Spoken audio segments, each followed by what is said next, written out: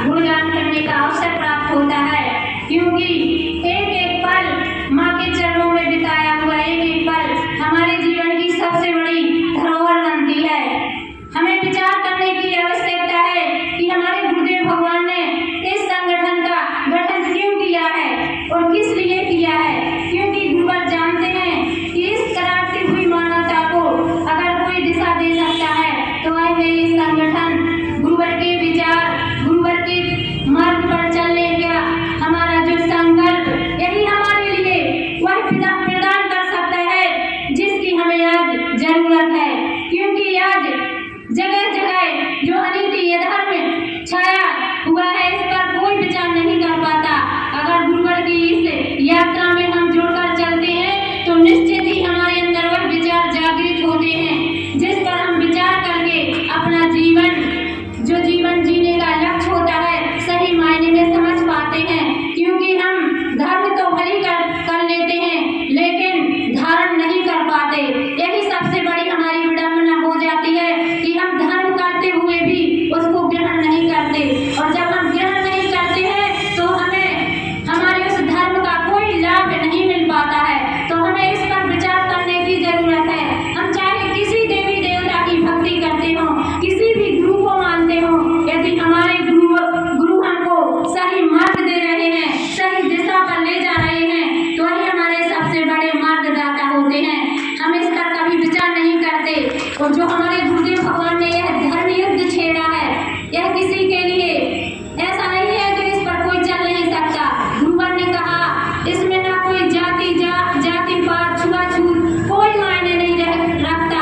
गुरुवर कहते हैं अगर हम मानव हैं तो हमारे अंदर एक ही तरह का रक्त स्राव हो रहा है। तो हमें इस पर विचार करने की जरूरत है कि गुरुवर के विचारों को हमें ज्यादा से ज्यादा धारण करना है, इनके बताए हुए मार्ग पर चलना है, तभी हमारा कल्याण हो पाएगा और आने वाली पीढ़ी का भी कल्याण होगा। गुरुवर से कोई पक्ष छिपा नहीं है। गुरुवर भूत भविष्य वर्तमान सब कुछ जानते हैं। वह हमारे भविष्य को अच्छी तरह जानते हैं कि किस मार्ग पर हम चलेंगे तो हमारा कल्याण होगा, लेकिन हम विचार नहीं कर पाते, गुरुवर के विचारों को धारण नहीं कर पाते।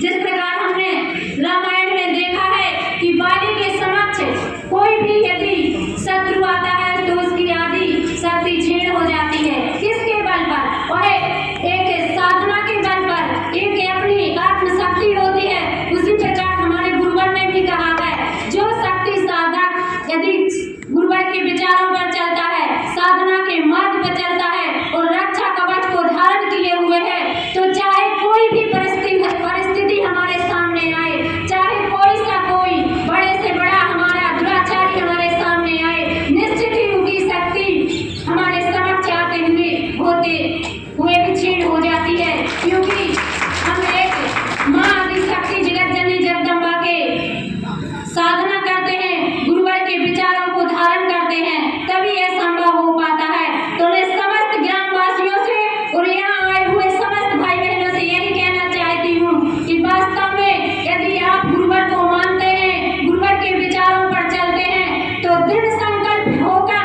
हमें उस अपने पूर्ण परिवार को तो गुरुवर के चरणों तक पहुँचाना ही पहुँचाना है, लेकिन हमारे आसपास रहने वाले समस्त भाई बहनों को गुरुवर के विचारों तक जोड़ने की अवश्य कृपा करें। इस शब्दों के साथ और इस कलिकाल के भाव वातावरण में भी हम लोग परिवर्तन की एक ज्योत से ज्योति जलाने का प्रयास कर रहे हैं। मां गुरुवर की विचारधारा जन जन तक पहुंचाने का प्रयास कर रहे हैं। निश्चय सौभाग्यशाली है इस क्रांति हुई मानवता में गुरुवर जी की विचारधारा से चलने का प्रयास करने में जो भी कर रहा है हम उसमें अग्रसर होते जाते हैं।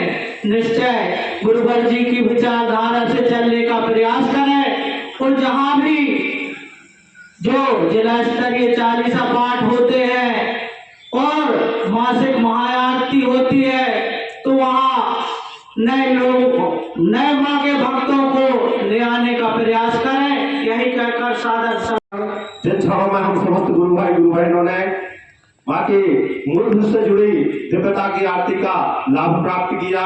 निश्चित ही हमारे संस्कारों की जो धरोहर है, जो पूंजी है, दिन प्रतिदिन उसमें वृद्धि होती जा रही है। जितने भी हम क्रम अटेंड करते हैं, जितने भी चाहे चालीसा पाठ के क्रम हो, आरती के क्रम हो, तो या गुरुदेव जी की विचारधारा से संबद्ध ज्ञापन इत्यादि के क्रम हो, सभी क्रमों की जो पूंजी है वह जुड़ती जाती है। निश्चित उसका फल हमें प्राप्त ही होगा।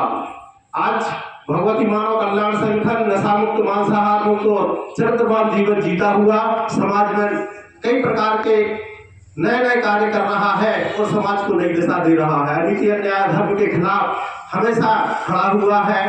तो यह क्रम हमारे गुरुदेव जी की आशीर्वाद से, उनके मार्गदर्शन में चल रहे हैं।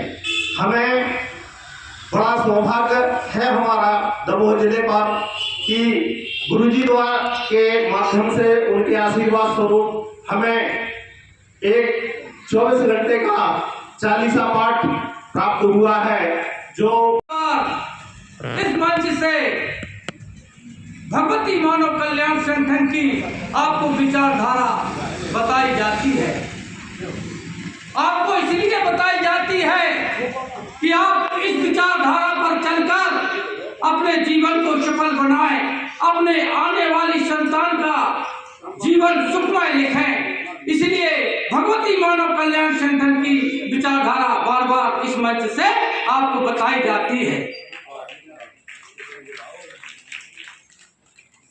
देखा बदलते देखी वो कहाँ थे, आज वो कहाँ है।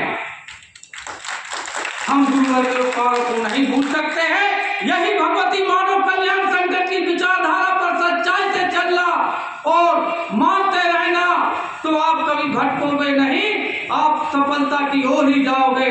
मैं इतना